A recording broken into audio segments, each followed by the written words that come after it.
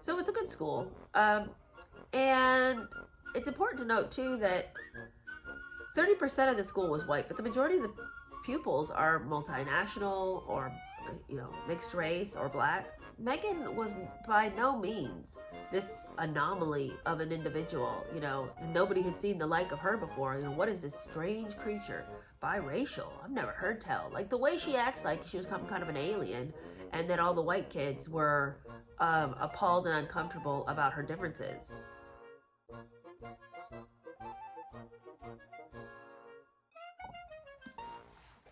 Good morning. Welcome to our second episode of Revenge Review. And last time that we were together, we had talked all about Meghan's parents, Thomas and Doria. And we talked all about their background, skimmed kind of over their childhood and sort of the chaotic households that both Doria and Thomas came from. And then they came together to have their own chaotic union. And we talked about the fact that Thomas had had 2 children before in a previous marriage, and he had left, he and his first wife got divorced. He'd gone to LA, and then the children had stayed with their mother, but the mother was not taking care of them sufficiently. So they had gone to go live with Thomas Markle. And about the same time that they came, that's when he met Doria. And it was a difficult household to live in because Thomas and Doria had a child shortly after they were married, and that child was Meghan. And Thomas just poured all of his love and affection into this little girl. I mean, he was obsessed with her and giving her everything she wanted. And for the older children, it wasn't that he had withheld from them, but he wasn't in the same financial position when they were young that he was when Meghan was born. So they really saw him dote on her.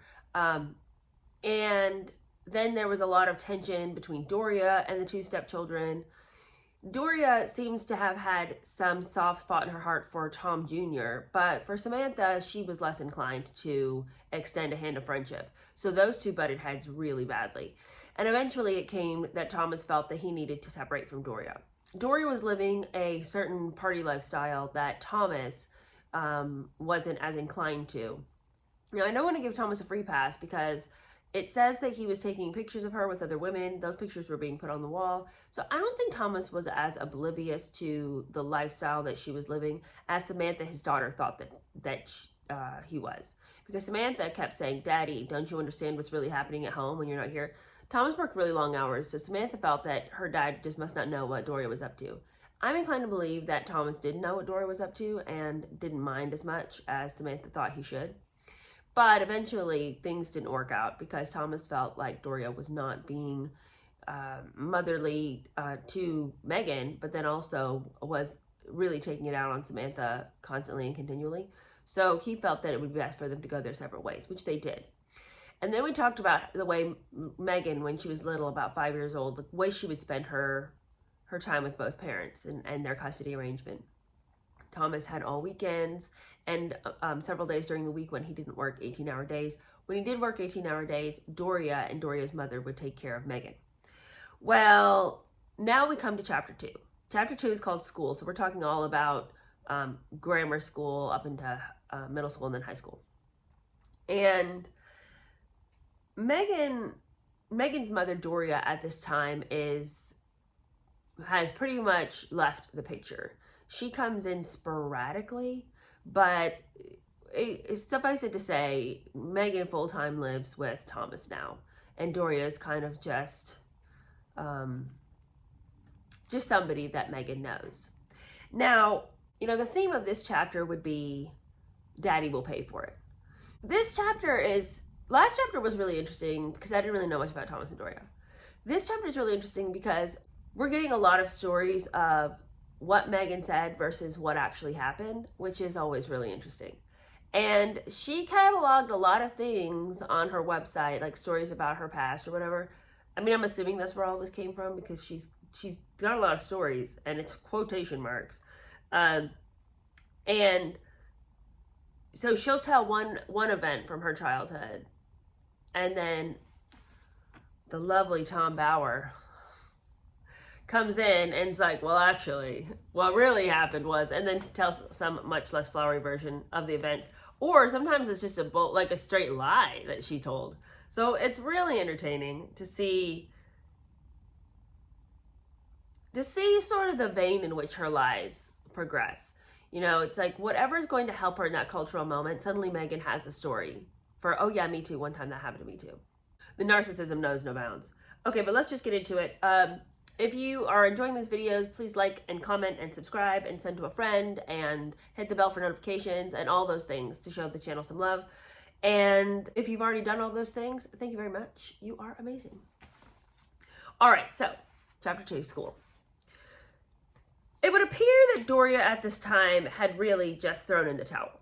So we talked last time that by the time Meghan was 5, Doria was really over it, but now she's officially over it. Doria, as we mentioned last time, was all about the little businesses that she was starting up. So in about 1990, Meghan's about to turn 9, Doria decides that she has to give her attention, her full-time attention, to her new business venture. As we talked about last time, Doria did a lot of things. I mean, she was always trying to start up a business.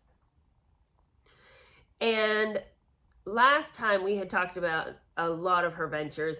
Do we recall the 3 Cherubs? It was a jewelry business that she had begun. She was making jewelry. I guess that crumbled. But now she's branched out. And now Doria has a new business, and it's called Distant Treasures, which is a clothing and jewelry business. So in order to get Distant Treasures off the ground, she's going to be needing to do a lot of traveling. You know, she's got to go to different markets and stuff to purchase her clothes and jewelry for her to sell. And Thomas never really knew why Doria needed to be away for 3 weeks at a time, but he didn't really complain, and so he took full responsibility of Meghan. Thomas loved Meghan. I mean, that cannot be stated enough. I think that he was misguided in the way that he raised her, because in his mind, he translated love as, I will never let anything be hard for you. I will always give you everything you want. I will always be I will be a bulldozer and mow down any problems that you may have so that you can just, you know, go and be your true, wonderful self. And I think that removing natural struggle from a child's life, I think that it's detrimental when parents decide that they're going to strip away every hard thing. I think it's detrimental to a person's development. But anyway, he didn't see it that way. He felt that she should have everything she wanted, and so he was more than happy to have her live with him. Now, like we said last time, there was a story that had come out. Thomas Jr. had, in order to get some money at a certain point in his life when he was pretty low, he had sold a story to the papers saying that Thomas Markle was broke when he was growing up, that he didn't have any money, and that he had won a bunch of money in some kind of California lottery, and that he had given the kids some large gifts from those lottery winnings. And that's kind of where this lie came from, that Thomas couldn't put 2 and 2 together and didn't have 2 pennies to rub together, and, you know, was kind of a bumbling fool. He was not. He had a great job, and they had a lot of money. So Meghan had gone on to move into that large converted barn that he lived in. Remember, he had 2 residences, and one of which was this large converted barn. He did have a smaller apartment over by the ABC studios. But Meghan says, to hear her tell it, she had grown up in this cramped converted garage apartment. But that's not accurate. Absolutely not accurate. She lived in a nice home. Tom Bower goes on to give some color about her personality and what her friends thought of her as she was growing up. One thing that comes out over and over and over again was that she was very empathetic and compassionate as a child. And it would appear that when she was young, it was very genuine. There's a story about her sitting with her mother's brother, Joseph, and, her grandmother, Grandma Jeanette, was dying, and her holding her grandmother's hand with genuine kindness. She had 2 school friends, Nanaki Pretty and Susan Erdekani, and both of them also asserted that she was very kind, and that she would often look for ways to be a blessing to others. Now, as she gets older, it would seem that she had learned early on that that was a great way to get an in. But when she was little, it seems like her heart did go out to the underdog. Now, those 2 friends that I mentioned a second ago, Nikki Pretty and Susan Erdekani were really essential for her growing up because they were the ones whose homes she would go to in the afternoon. So for like 4 days out of the week, Monday through Thursday, she'd go home with a friend after school. And then on Fridays, her treat was to get to watch Thomas Markle on the set of General Hospital or Married with Children. So she was introduced to the world of television stars through this way. And this is really where she developed this desire to be an actress herself. Now, I think it's really interesting that she grew up watching soap operas being filmed because I think that a lot of the way that she looks at life, like certainly after reading Spare and all of these ridiculous stories that were so overdramatic, just the way that the stories are posed, the way they are written, like the things that she mentions, the things she claims people said, it's all like very high drama, super soap opera-y. And it's like, maybe that's why. Because, of course, we all know that Meghan wrote Spare. I mean, I think that that's an undisputed point at this stage of the game. And all of those stories are so syrupy and over the top and just ridiculous. Like nobody, this isn't how anybody acts. What is this? Well, maybe she got it from watching soaps all day. Her dad really encouraged her dreams. Whatever Meghan wanted to do, her dad was all in on everything that she wanted to do. Like, what can I do? Here's my checkbook. Let's figure out a way for you to get what you want. And these two things came together. Her being on set all the time with all these grown-ups and her dad wanting her to do whatever she wanted, and he would fund and he would be the engine behind all of her dreams. Because while she was on set, she kind of learned, she was with adults all day. So the things that adults were interested in, she began to gravitate towards those things. Well, obviously on set, specifically at this time, there was a whole new iteration of feminism. And for the, American feminism was, rearing its head once again. And, we had at this point, there'd been like 20 years, of feminism in the workings, and Meghan realized to be an adult, to be a grown-up, there were certain things that you cared about. And one of those would be women's rights and feminism and removing stereotypes from the culture. And so she decided that she was going to find some way to be a grown-up and to take on this grown-up identity of feminism. So in the mid-90s, there was a TV advertisement from Procter & Gamble for dishwashing detergent. Now, you guys, we've all heard this story. This is like the only thing that Meghan claims she's ever done. But then when you find out what really happened, she had exactly zero to do with the change that occurred. So it's embarrassing that she always touts the story because it's like, yeah, but you actually didn't even have anything to do with it. So what are you even talking about? Anyway, the old famous dishwasher story. Apparently, there was a tagline on this particular commercial that said, "Women all over America are fighting greasy pots and pans." Meghan was infuriated. But the thing is, she was infuriated only because everybody else told her that she should be. I highly doubt that Meghan, of her own volition, would have been watching TV, heard that tagline, and been like, unacceptable. But because the ladies on set were talking about it, she became infuriated. Why women? Why not men? This whole... And is there anything more annoying than like an 11-year-old who has political ideology stamped all over themselves? It's so annoying. It's like, just be a kid, okay? You can worry about that later. But anyway, she's got herself into a lather. She's infuriated. And as it would happen, Thomas Markle knew that there were thousands of American women who were annoyed at the same time. So a lot of them had sent protests to Procter & Gamble. And with Thomas's encouragement, okay, so Thomas is planting this idea in her head, right?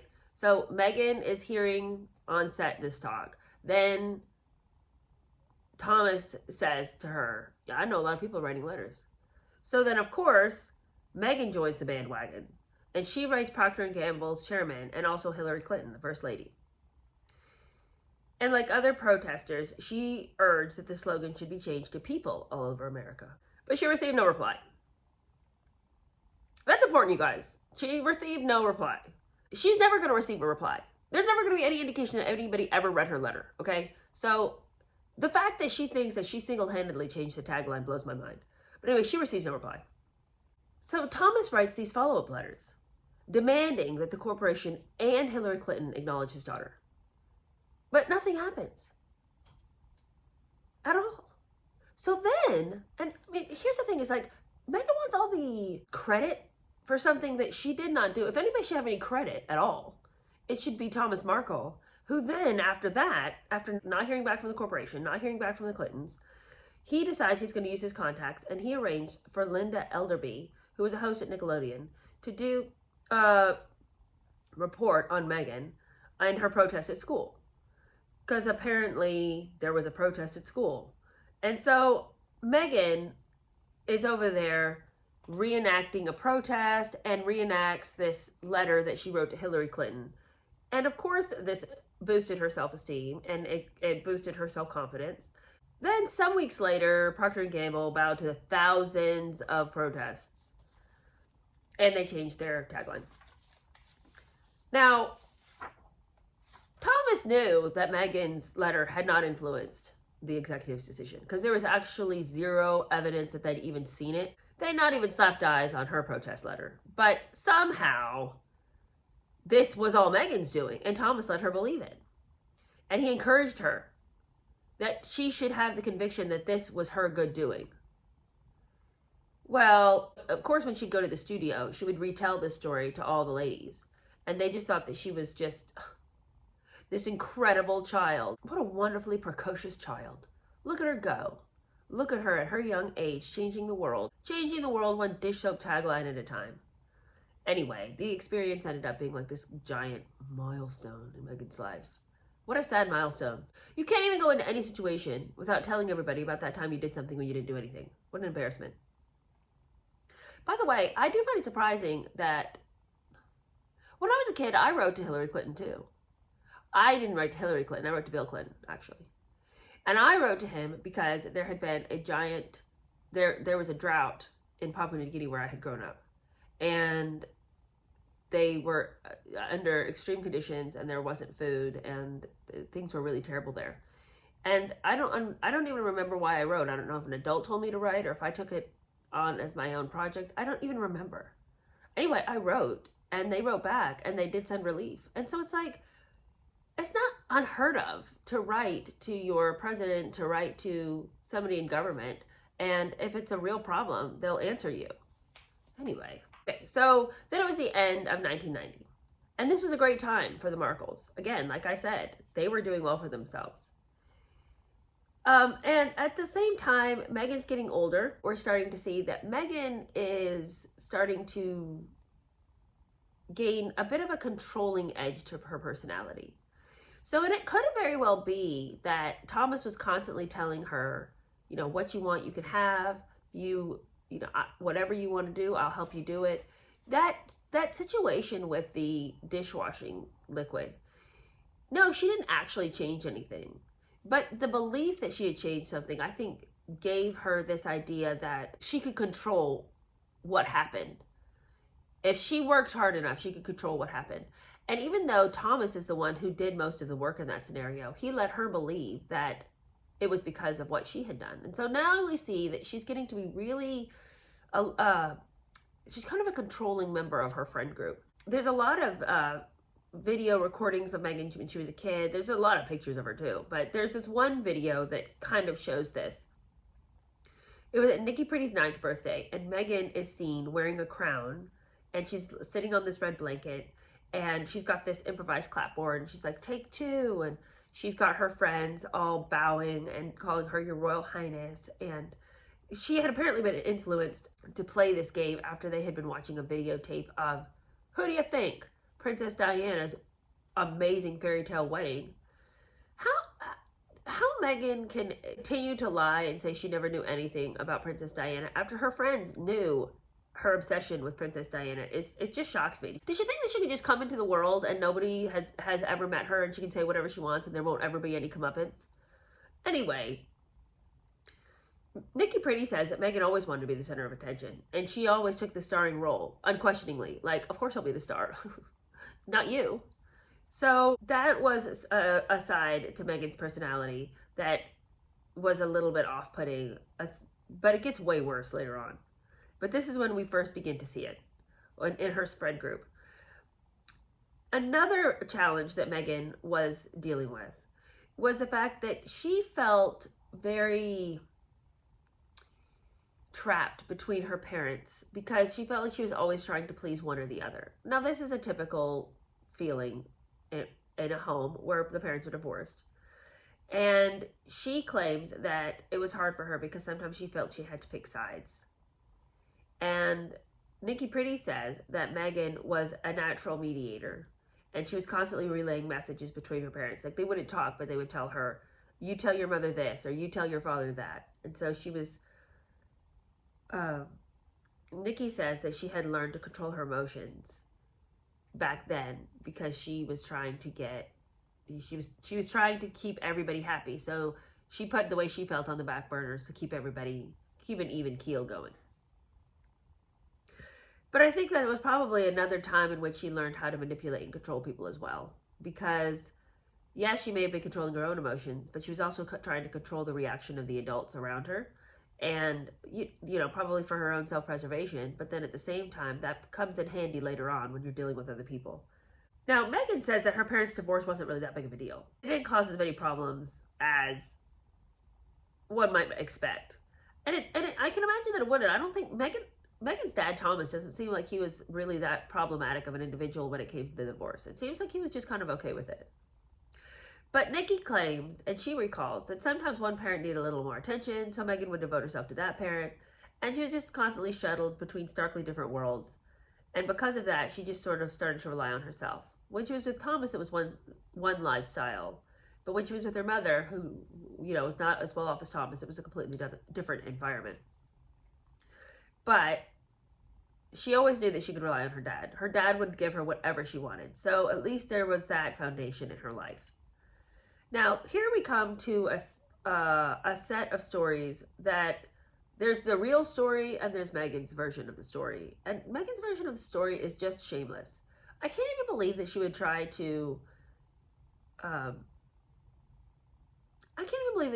to involve herself in this story when she really had no reason to. Okay, so we come to 1992, the famous Rodney King situation. Now, if you aren't familiar with that story, Rodney King was a black man who was beat up by 4 white policemen, brutal beating. And after the police officers were acquitted by a jury of assault, parts of the city erupted in protest against the blatant racism that they had all witnessed on that tape. And so there were absolute rages in the street.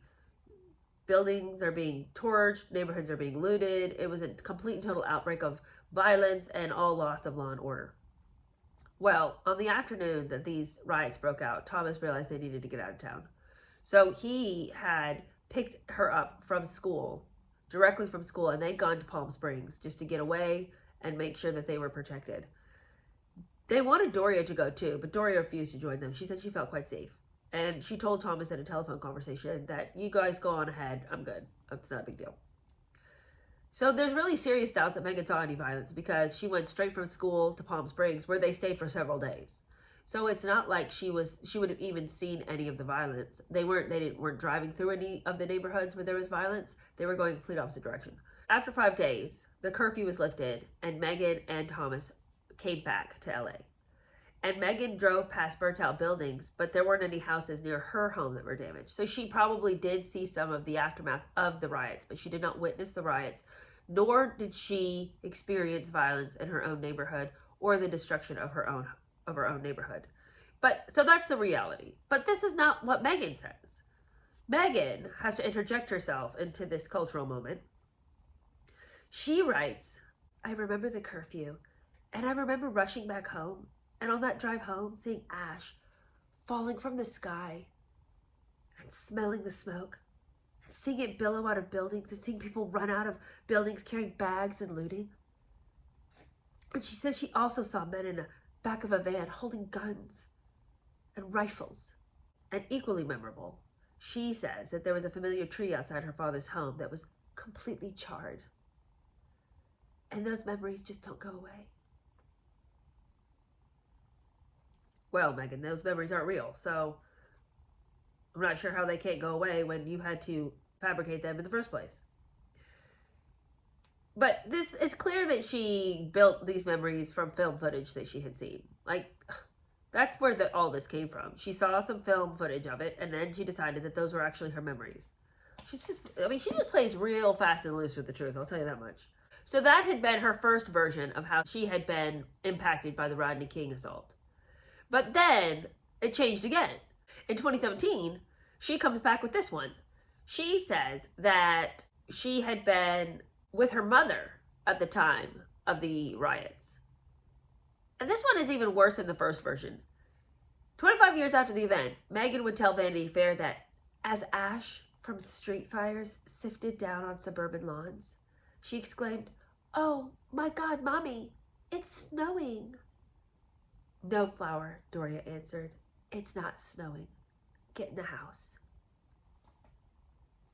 Now, Thomas Markle shares our incredulous feelings because he says that that isn't even close to what happened and that Doria wasn't anywhere near Meghan and he picked her straight up from school. So when was Doria saying, "No, Flower, it's not snowing, get in the house"? Anyway, Meghan, though growing up, it would appear that she had not experienced a lot of racism. Later events of her life that she will go on to retell, suddenly she's got all these stories where she either experienced racism with her mother or she felt really uncomfortable with her biracial roots and felt like she was adrift.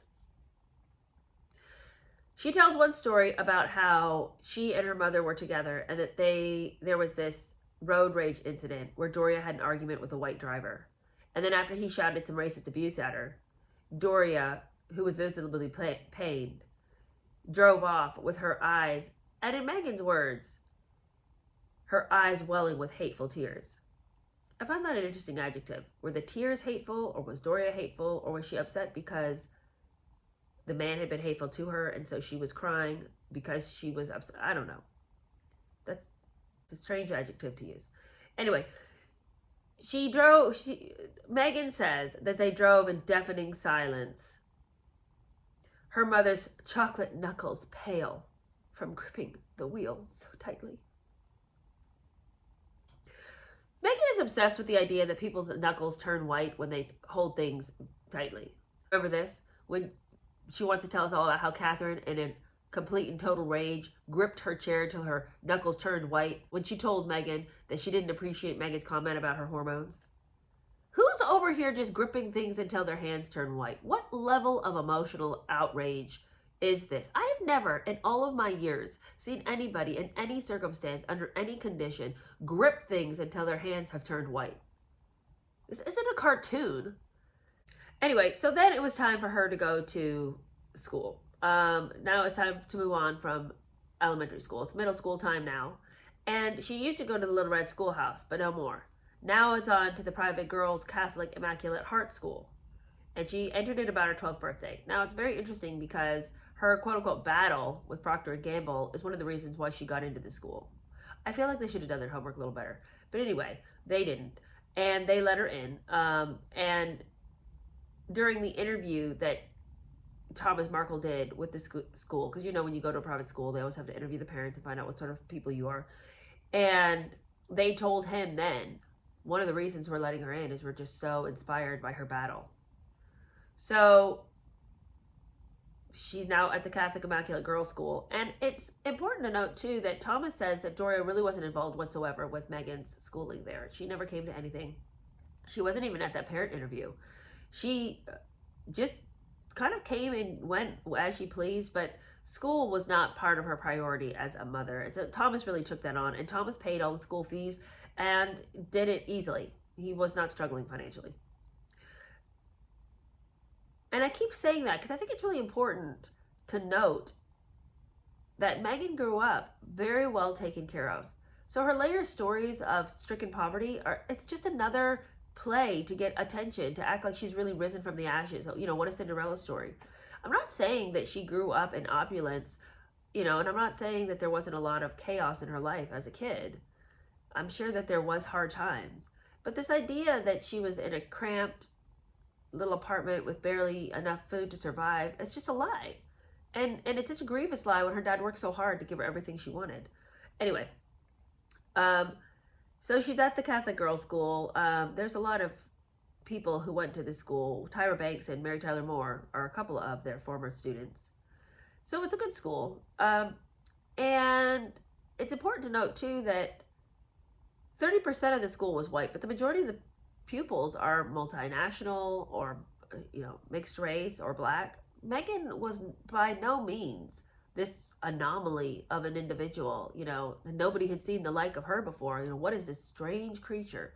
Biracial. I've never heard tell. Like the way she acts like she was kind of an alien, and that all the white kids were appalled and uncomfortable about her differences. Absolutely not. And in fact, one white teacher said, race just didn't come up. There was just so much diversity in the school. It wasn't even spoken about. It wasn't a thing. Like, we take anyone and everyone here. But, because Doria didn't really come to the school, a lot of people didn't even know that Meghan was black or half black. They thought she was Italian. And the school's photographer, who was up at the school all the time, says that Meghan, from his experience and what he recalls, never really associated with the African American children. She wasn't considered mixed race by her peers, and that her closest friends were white. Meghan says that her self-identity was wrapped up in being the quote-unquote smart one. Until just recently, she never said that she was excluded. And, as we'll go on to see, she was quite popular, winning awards of all kinds. So, the loser in the corner who no one notices isn't going to become homecoming queen. But she wants to act like she was just this sort of dorky girl just trying to be the smart one, and didn't really know who to sit with because she was so different from everybody else. And, she was always excluded because of the inability for people to categorize her. What are you talking about? Like, nothing from her school days would support that, but that's the story that she now wants to say. She does tell this one story where she didn't know what box to check. And this whole story is just so completely fabricated as an adult. This is an adult version of a child's circumstance. She writes, when she was 12, there was some paperwork that had to be filled out, and you had to put a check mark in the box next to your ethnicity. And she writes, there I was, my curly hair, my freckled face, my pale skin, my mixed race, looking down at those boxes, not wanting to mess up, but not knowing what to do. You could only choose one, but that would be to choose one parent over the other, one half of myself over the other. My teacher told me to check the box for Caucasian, because that's how you look, Meghan, she said. I put down my pen, not as an act of defiance, but rather a symptom of my confusion. I couldn't bring myself to do that, to picture the pit in her belly sadness of my mother would feel if she were to find out. So I didn't tick a box. I left my identity blank, a question mark, an absolute incomplete, much how I felt. When I went home that night, I told my dad what had happened. He said the words that have always stayed with me. If that happens again, you draw your own box.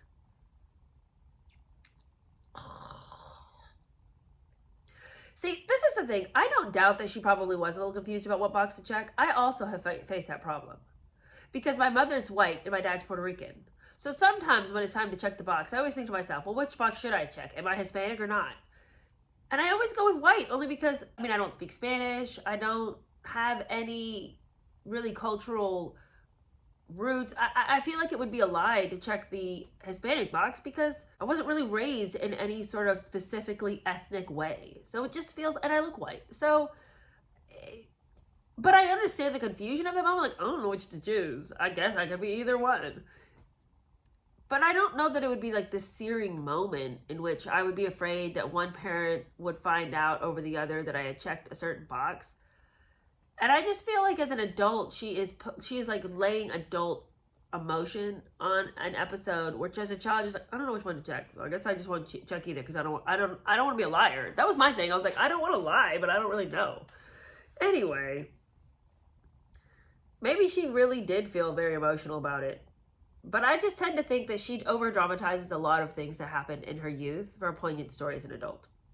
Anyway, continuing on with Thomas's lavish love for his daughter, in which he gives her just ridiculous things.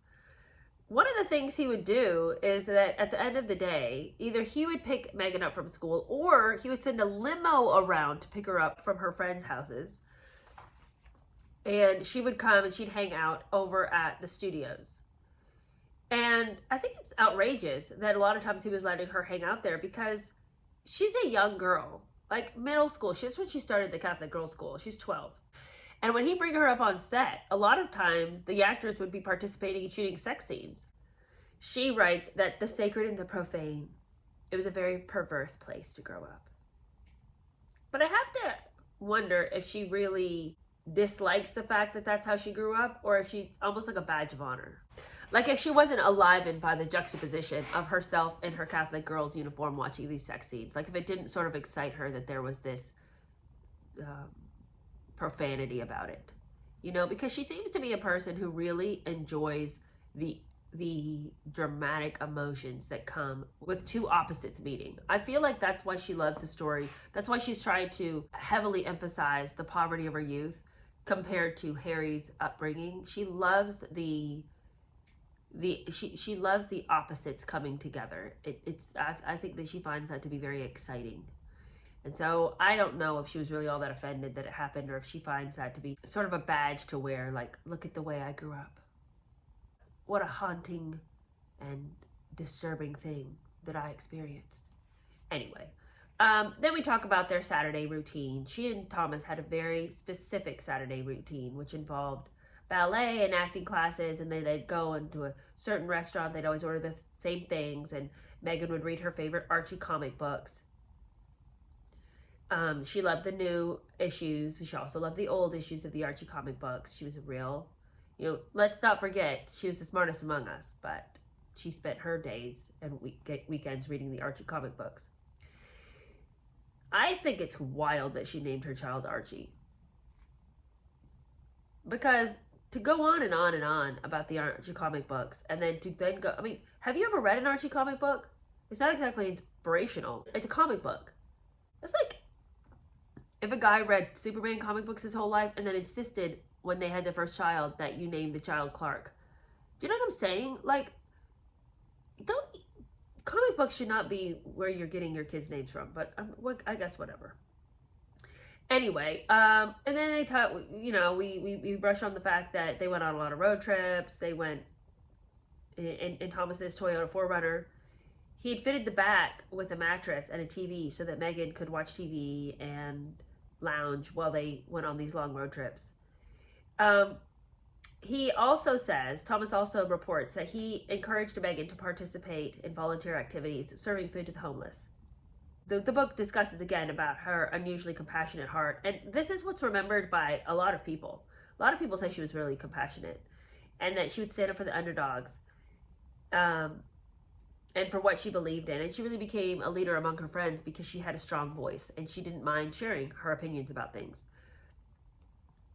But this is when I think the compassion begins to take a turn away from the genuine and kind of into the manipulation. And I say this because we have a story here where she participated in a lot of Christian, well, sort of Christian New Age camps. She spent in her early teenage years some time at this Agape International Spiritual Center.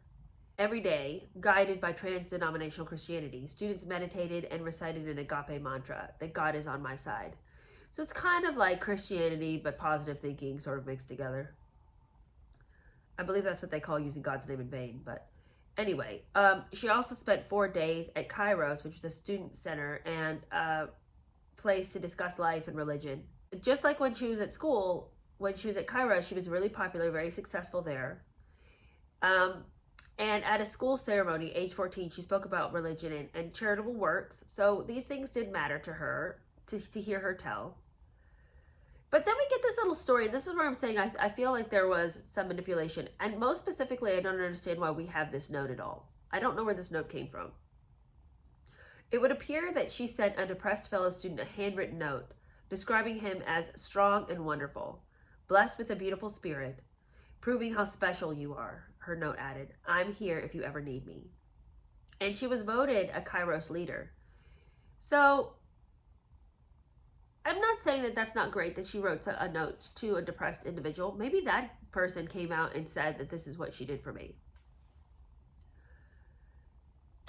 But I feel like sometimes you see this with people, like they're really nice to others, but because they like to be witnessed being kind.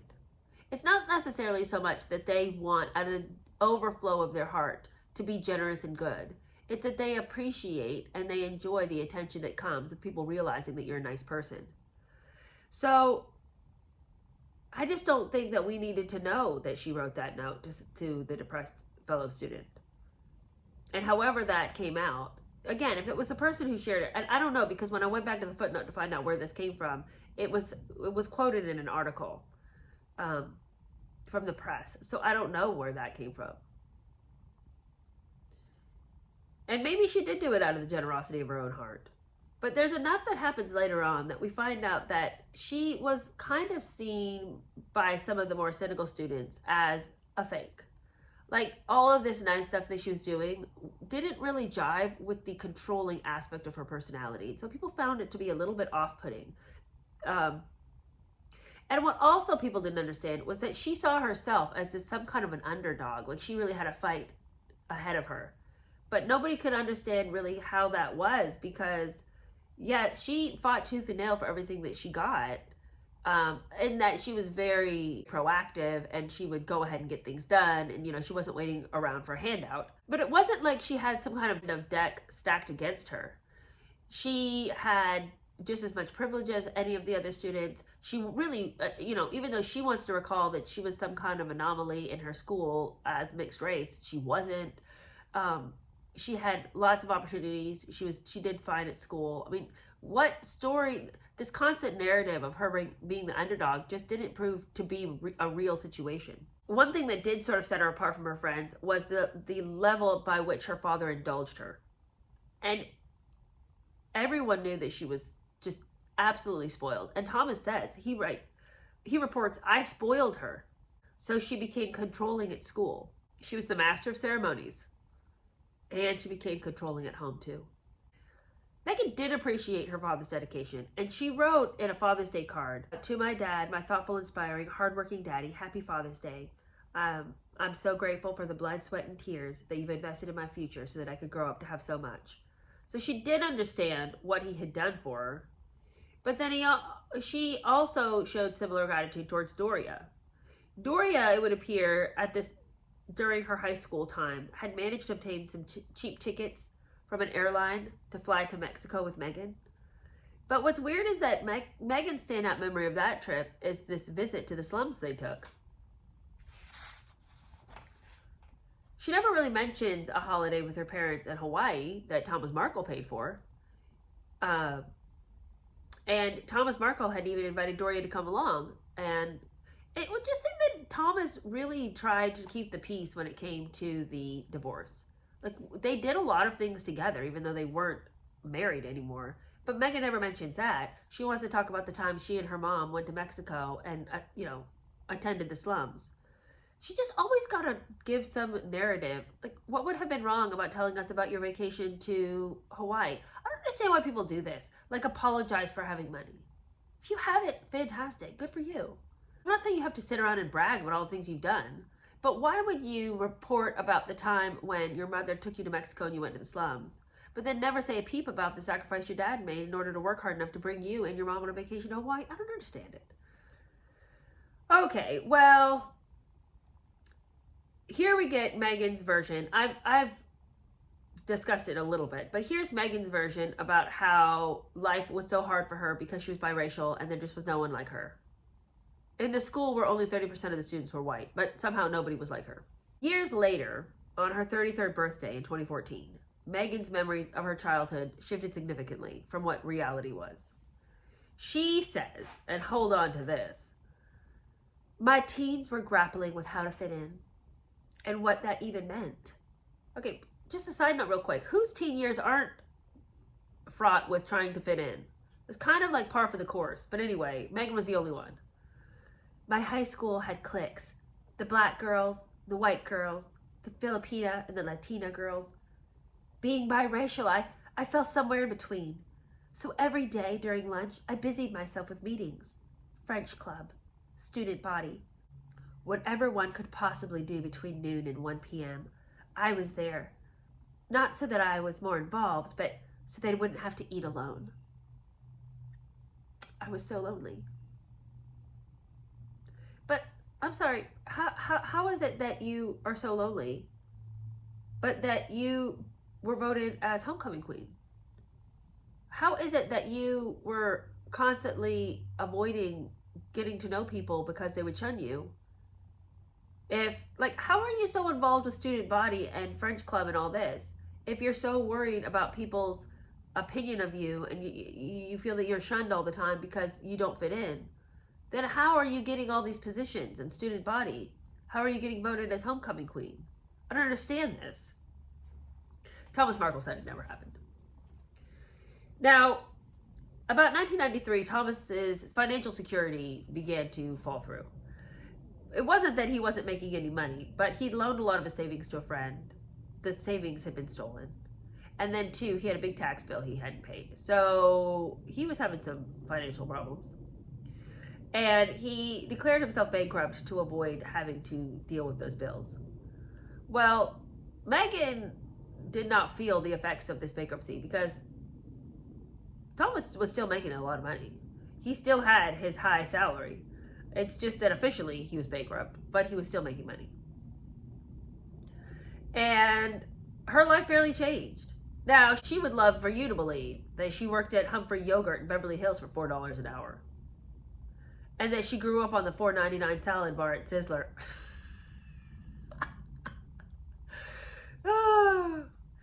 I guess she used that $4 an hour at the yogurt place to go buy herself an IKEA lamp. But anyway, between the $4 an hour at the yogurt place and having to live off the $4.99 salad bar at Sizzler, times were rough, according to Meghan. But Thomas is emphatic. He says she never worked when she was at school. He would have even allowed it. And she didn't need to. He more than provided for her. And also, there was no $4.99 Sizzler salad bar in her life. She was eating farm fresh food, and she loved fish tacos. I mean, she'd later admit these things.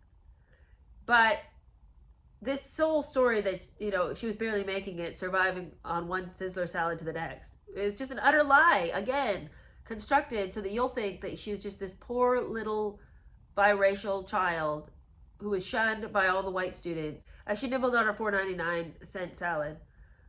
It's so ridiculous. These lies, it's embarrassing. Why would you want to make people believe that this was your lifestyle when it wasn't? It's one thing if that was truly your lifestyle, it's not embarrassing, but for you to construct this idea that this is what would be this would really pull at the heartstrings, that's embarrassing. Socially, at this time in her life, she didn't have a lot of boyfriends. She told Larry King that when she was 13, she had her first kiss at a church summer camp with this guy named Joshua Silverstein, who went on to become a rapper. But Joshua says that Meghan's the one who made the first move. She took the initiative on that one. But other than that, there just weren't a lot of boyfriends. She hung out with her friends on the weekends, horseback riding, skating, bowling, but there wasn't a lot of guys that she was kind of going after at the time. During these same school years in 1996, Meghan had the opportunity to go with the Pretty family to Europe. And they went to Paris, and then they went to London. And the two girls were photographed in front of Buckingham Palace. We've all seen this picture. But 1 year later, Princess Diana was killed in a car crash in Paris. And tearfully, the two girls watched Princes William and Harry walk behind the gun carriage towards Westminster Abbey and saw the TV camera zoom in on the white flowers on Diana's coffin with a card marked Mummy, written by 12-year-old Harry. The image of Diana's young sons was etched in America's memory, as was the anger about her treatment by the royal family and especially by Charles.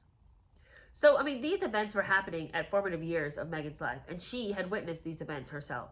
So for her to act like she didn't have any idea, not one notion, no thoughts in her pretty little head about Diana, lies, lies, lies, lies, lies. And we continue on. It says here that in the aftermath of that, the Condis and Meghan rewatched a tape of Diana's 1981 wedding.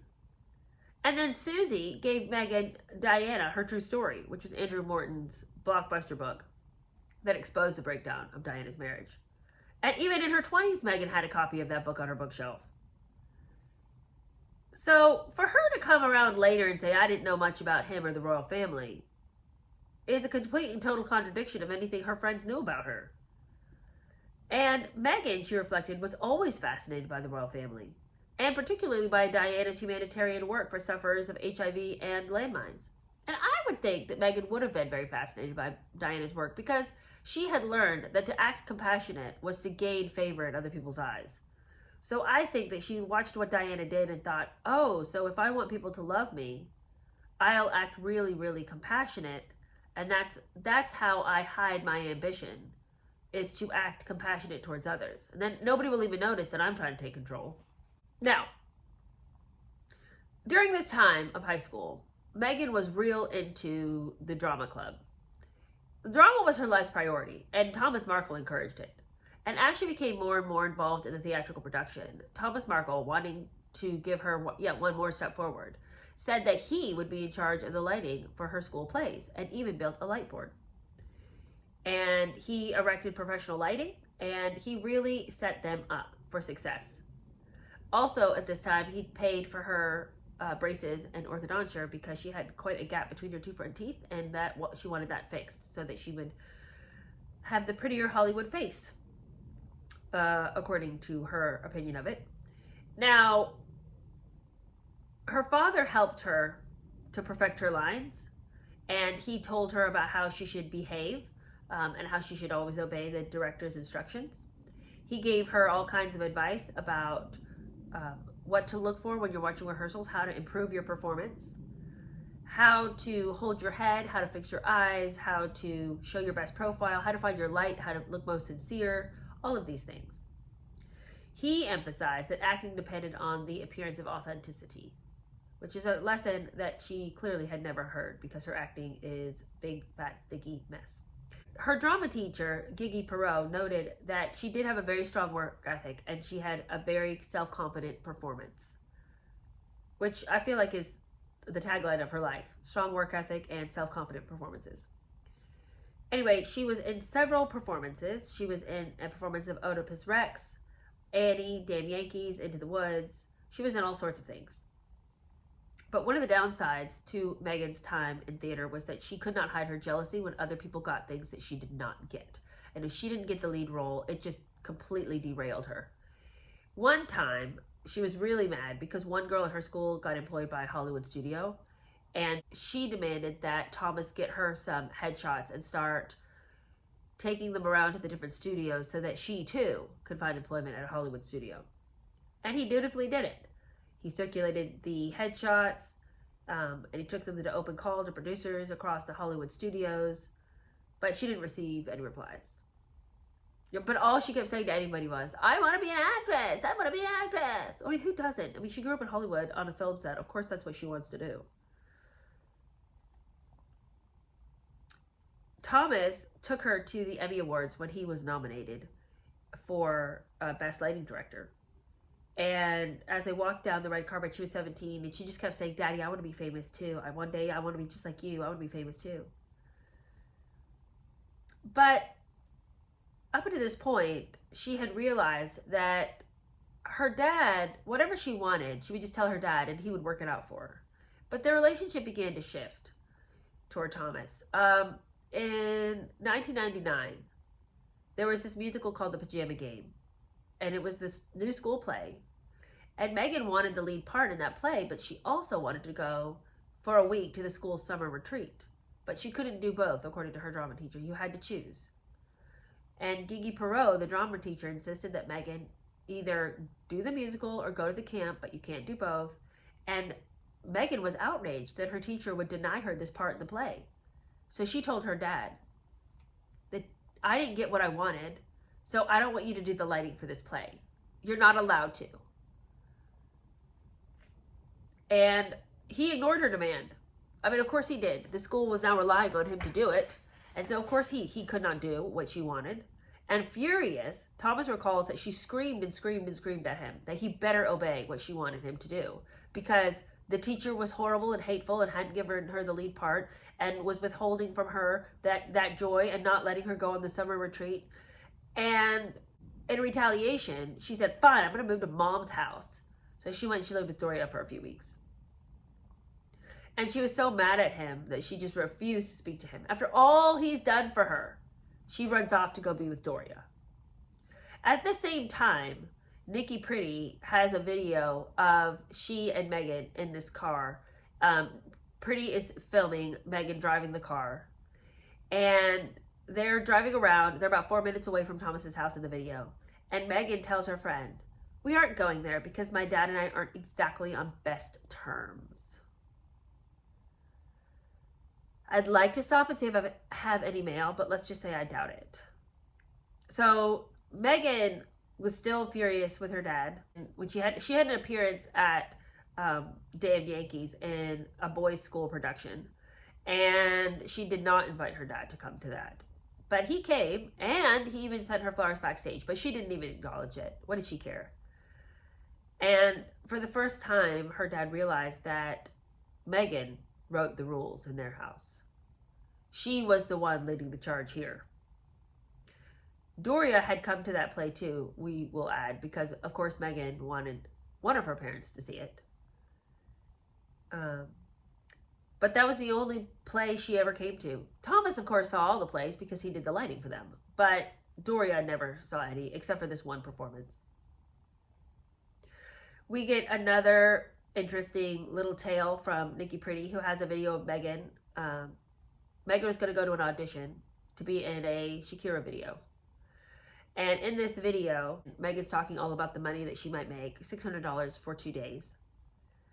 And then Meghan goes in and has her audition, and then she comes back out. And she says to Pretty, "We were all danced just like wild women," she told the camera. "I was really nervous I was going to spill out of my top because I was shaking so much." She was not cast. I think it's really interesting that she should say that she thought she was going to spill out of her top. What is she talking about? I mean, Meghan isn't exactly robustly blessed. So what a typical 17-year-old thing to say. Like, you're always trying to act like you really got more than you've got. Anyway, Meghan's graduation was in 1999. And Doria and Thomas's mother all came. And Meghan won awards for her academic performance and for her acting success. And in her yearbook, her little line that she chose to put under her picture was that women are like tea bags. They don't realize how strong they are until they're in hot water. This is attributed to Eleanor Roosevelt. I find that interesting. She undoubtedly admired both her parents. Doria, who she later described as dreadlocked and nose-ringed, was a nurturing, free spirit. We just have so much fun together, and yet I'll still find so much solace in her support. And then to her father, her feelings about him that year were that he was everything to her. And she said in a Valentine's card that she'd written to him that he had turned her into who she was, and she was so grateful. And all she wanted to do was make him proud, and she promised that no matter what, she would do it. Well, this all began to change. I mean, her father had paid a total of £165,000 in school fees. I'll have to do the math on what that is in dollars. But anyway, this is a British book. So £165,000 in school fees he paid. And despite all that generosity, Meghan's departure for university inevitably created tension. Because she wanted to go off and live her own life now, which is, that's not abnormal. You know, there's no sin in that. But Thomas Markle felt really sort of melancholic about it and about her departure for leaving Los Angeles. Because she was going on to Northwestern University in Chicago. That's not where she wanted. She wanted to go to Princeton, but she didn't get in. But anyway, you know, there's nothing to sneeze at about going to Northwestern. She must have done well for herself to have gotten in. So next time, when we come back together, we'll be talking all about her college experience. And that's kind of where we get into the first time we see her using the famous book, The Rules, which she had read and realized that it was quite easy to play a poor man like a fiddle. And she tried that out in college and has, you know, a string of boyfriends one after another. It's a very interesting chapter next time. But this was all very revealing about Meghan's character. Again, she has a really difficult time remembering the truth as it was. What will help her now is what she'll say happened, way back in the day. I think it's just such a low trick to try to interject yourself in historical moments and in cultural moments that you didn't have anything to do with. Like the whole Rodney King thing, that's gross to me that she would try to act like she was affected in some way by that tragedy. Because she wasn't. Her dad took her to Palm Springs. And the thing is that she just wasn't this poor little girl who went to bed hungry half the time. After everything her father did for her to then tell a tale in which she acts as though she was poorly provided for, is to spit in her father's face. He gave her so much, and I'm not saying that I think Thomas overdid it in some of the things he did. I mean, he was constantly going way overboard for her, bending over backwards, constantly trying to appease her, constantly trying to give her everything she wanted, constantly trying to keep her from being disappointed. And what a tragedy that this is who she's become, that she has no relationship with him whatsoever. That at their wedding, she finds out that he's had a heart attack, and she's just like, could care less about it, acting like he's just this disgusting old slob with poor habits and, this old fuddy-duddy weirdo who is just this kind of buffoon in the background of her life. Yet he did so much to get her where she is now. He did so much to support her, so much to push her ahead. There wasn't anything he wouldn't, and it's not like he was just giving her money all the time. He spent time with her. He found out like things that she was interested in. He took her to do things. They talked all the time. It wasn't as though he were a distant father who just happened to be really wealthy and so he took care of her school bills or whatever. He was a very active father. And it's a tragedy that she could turn on him so viciously and act so unkindly towards him once she met Harry. It's just really disappointing. And we start to see that in the next chapter too, the way that she begins pulling away, but definitely not like she does later when she meets Harry, but as long as her dad can give her exactly what she wants, she will cozy up to him. And as soon as she finds that there are limits to what he can do, then it's suddenly his fault. And of course, we saw that in the story about when her teacher wouldn't let her go and do two things at once. Suddenly, she wanted her dad to punish the drama department and not be their light director. And then when he wouldn't, she flies into a fit of rage. That is who Meghan is. Act nice until you aren't getting what you want, and then fly into a rage and expose yourself. And I don't think she ever really got a handle on how to do that, because she did that with the royal family all the time. Act nice, and then when she couldn't get what she wanted, fly into a rage and be abusive to staff. So we shall see, but I expect great things from this book.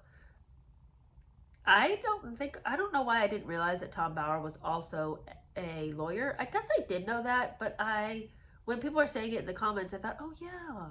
And that's probably why the book is even that much better, because he's not just a journalist, but he knows exactly what he can say and the limits of what he can say before it becomes an issue.